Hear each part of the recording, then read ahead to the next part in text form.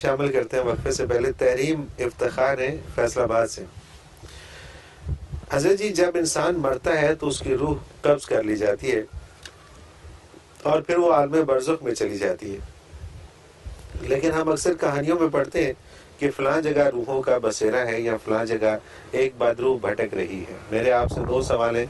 روح اور بدروح میں کیا فرق ہے، اور کیا برزخ سے روح آ کر دنیا میں کسی جگہ بسیرا کر سکتی ہے؟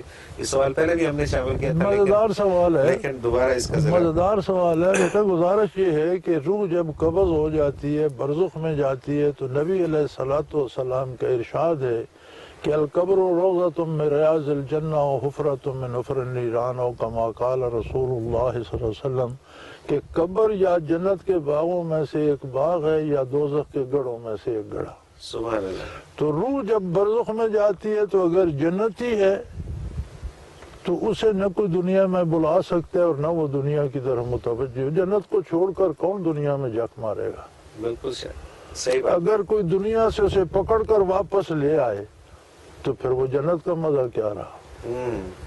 اور اگر دوزخی ہے تو یہاں حوالات میں ہو تو اسے ہم نہیں نکال سکتے، تو دوزخ سے کون نکالے گا؟ تو ہوتا یہ ہے کہ ہر انسان کے ساتھ ایک شیطان پیدا ہوتا ہے. یوں تو شیطان بے شمار ہیں، لیکن ہر انسان کے ساتھ بھی ایک پیدا ہوتا ہے جو ساری عمر اس کے ساتھ رہتا ہے، جسے قرآن کی اصطلاح میں قرین شیطان کہتے ہیں. صحیح.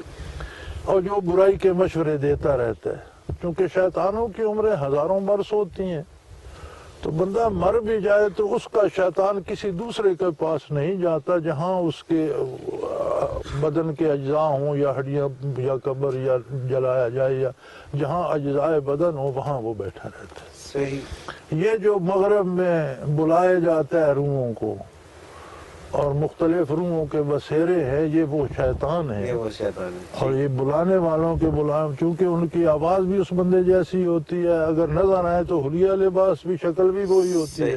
تو وہ سمجھتے ہیں ہم نے روح کو بلا دیا، روح کو کوئی واپس نہیں بلا سکتا. بالکل صحیح بات. اور یہی جو شیطان ہے انہی کو بد روح بھی کہا جاتا ہے. بالکل صحیح.